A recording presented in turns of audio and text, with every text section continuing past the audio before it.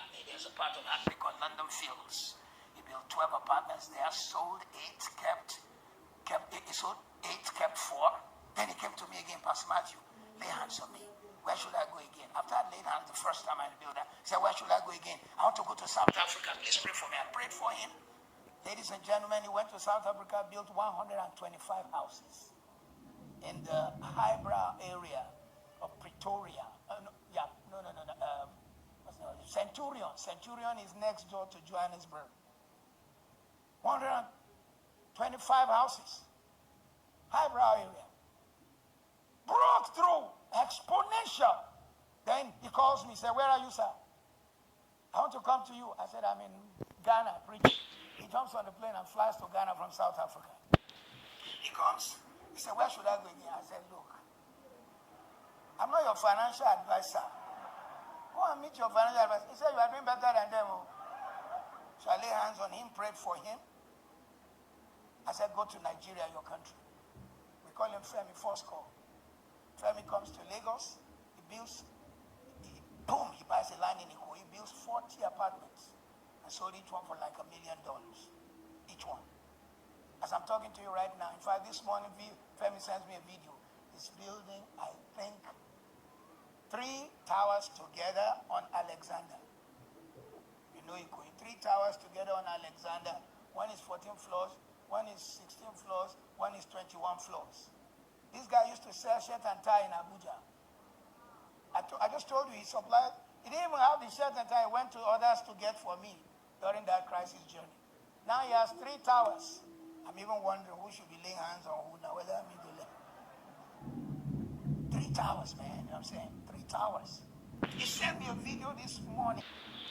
Hello people, I welcome you to my YouTube channel. This is Didi Strides, and then this is where we talk about news commentaries, finances, how-tos, online business, whatever. Okay, I finally decided to weigh into this the collapsed building in Ikoyi, owned by late Femi Osibona. First, my heart goes out to everyone who is affected, everyone who lost a loved one, you lost a sibling, you lost a father, you lost your relative in the course of this, especially to the family of Femi Osibona, the wife and children. My heart goes out to every one of you. The Lord console you, the Lord keep you, the Lord encourage you. Recently, the internet was awash with videos and pictures and articles and news concerning the collapsed 21-story building in Ikoyi. And many people have been saying quite a lot of things. People have been saying a whole lot of things about the structure of the building. People have been throwing blames here and there. And recently, a particular dimension began to trend. And then I begin to see people talk about finding a way to blame pastors. I remember a guy who went on a ranting spree and began to blame a singer, or a group of people who came to pray in the building.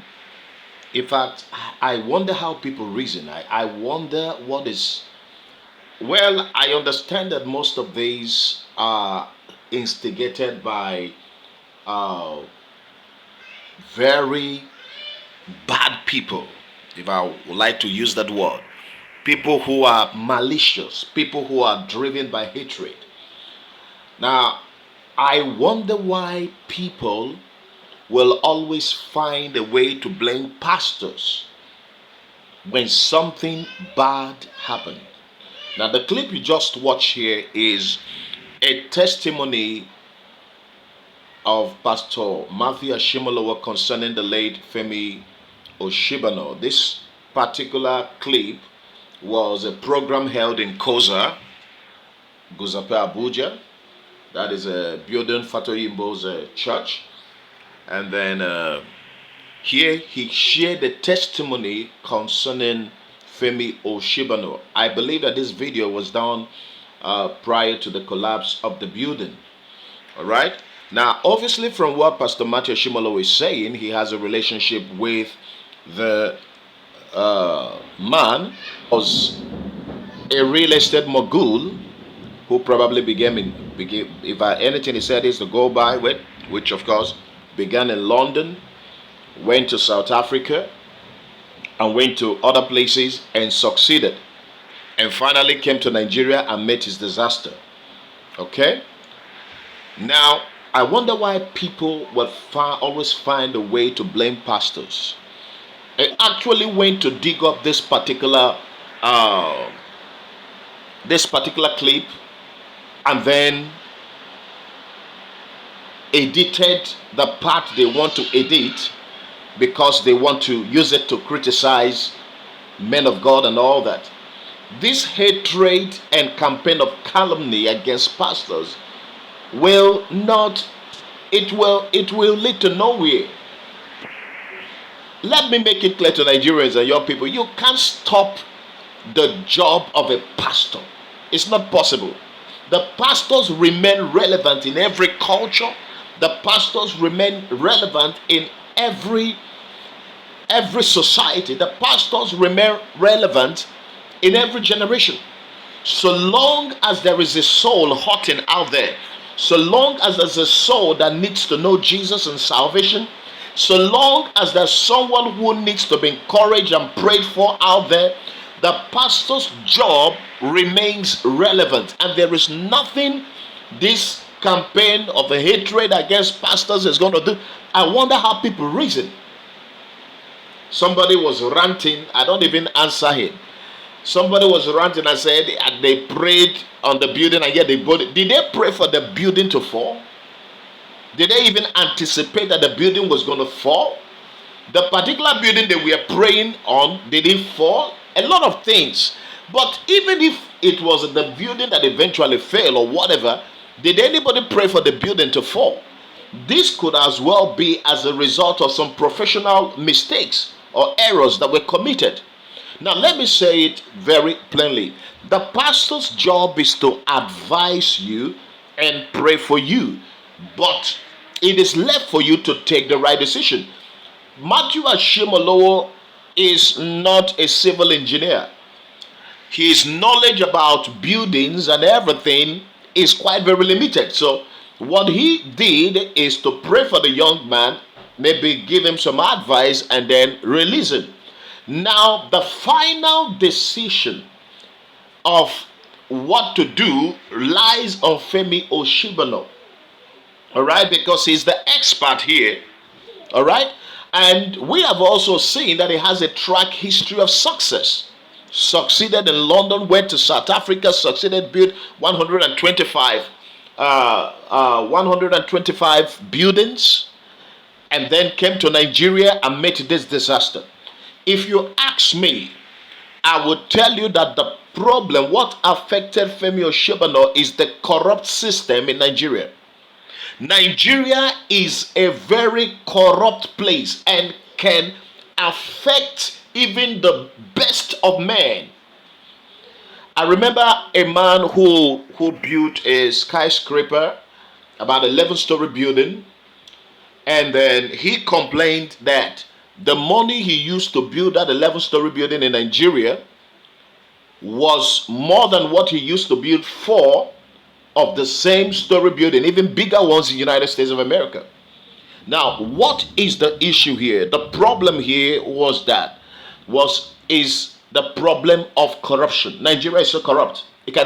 Femi Osibona had a track history of success in London and elsewhere, and he came to Nigeria, his own country, to meet this disaster. It says a lot of things about our country and what is going on in this country. It's a country that kills its best.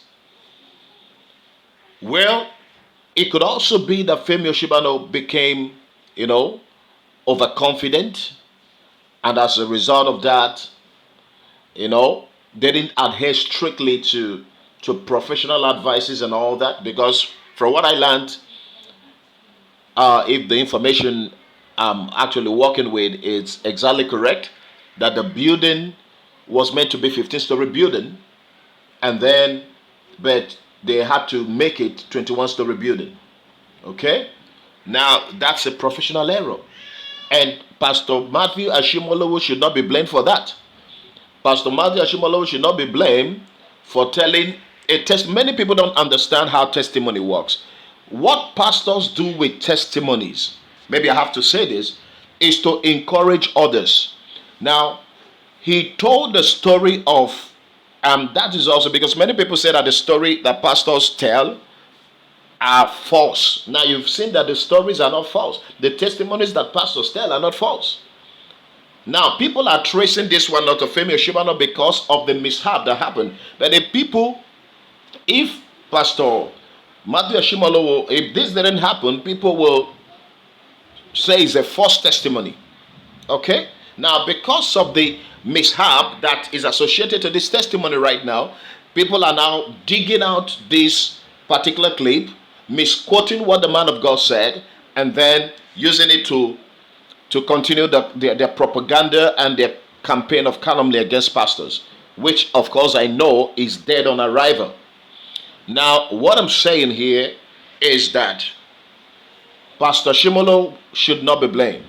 Femi could have gotten very too excited or overzealous or overconfident and then made some professional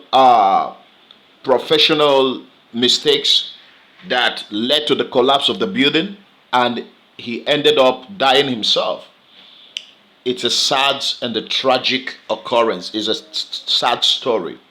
And please, content creators, stop preying on this and finding out dimensions from this of these stories that doesn't exist.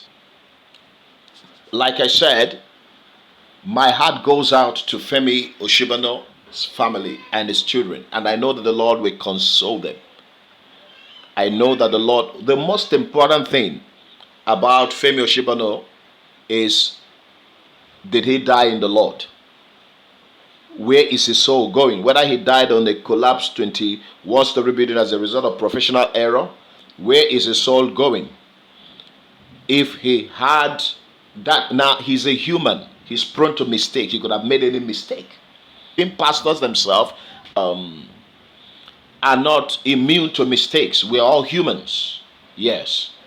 The best of us is still a son of man. And that is some sort of limitation. We don't know everything. Okay? So, Femi could have made a mistake. But the most important thing, where is his soul going? I learned he's a child of God. And that means that he died in the Lord and could have found an opportunity to make amends with the Lord. And what matters in this world is that he has made his mark. Some of you who are criticizing him, you can't even come close to his success. He may have lived a very little, had few life. It's not about duration. It's not about how long you live. It's about what were you able to achieve with the little life you have. He's the man that died in on active service. Many of you are lazy. Not doing anything, not making impact at all. You are not creating anything. You are not changing the lives, and you have the right to criticize Femi Osibona and Pastor Mathew Ashimolowo, people who are international giants. Okay? Femi, even though dead, has a track history of success, and tomorrow his family will never go broke and his children will never go broke. So you who is criticizing, what have you done? What what success have you recorded? So please, let's, all these bench warmers and backbiters and haters and all that must stop what they are doing. Pastor Mathew Ashimolowo is not to be blamed by this for praying and telling him to come to Nigeria. There is nothing wrong about what he said. He advised him to come to Nigeria, but the Nigerian corrupted system must have affected him. He could have become overzealous, overexcited, overconfident, that may have led to some professional errors that caused this. But whatever it is, nobody should be blamed. Even Femi should not be blamed, because he's a human being who can make mistake. Thank you for watching. I remain Didi Strides. Sorry for the way I am coming out with this, but this is a spontaneous. I don't have any. I didn't edit this, and I didn't have a script for it. I just poured out my heart, and then did what I did because of this issue that is trending. Please, let's stop the hatred. Let us stop the hatred. Let's begin to sow the seed of love in this country. And let me say that this hatred against the church and pastors will lead to nowhere, because nobody fights God successfully and wins. You can't fight God successfully. You can't win in a battle against God. It's not possible. I remain Didi Strides. Please like my video, share it, subscribe for more videos like this. Support me so that I can come with something better than this. I have the potentials to come with something better. Support me as you share, as you like, as you subscribe. You're helping me to grow on YouTube so that you can get something better from me. Thank you so much. God bless you. And this is Didi Strides signing out. Thank you.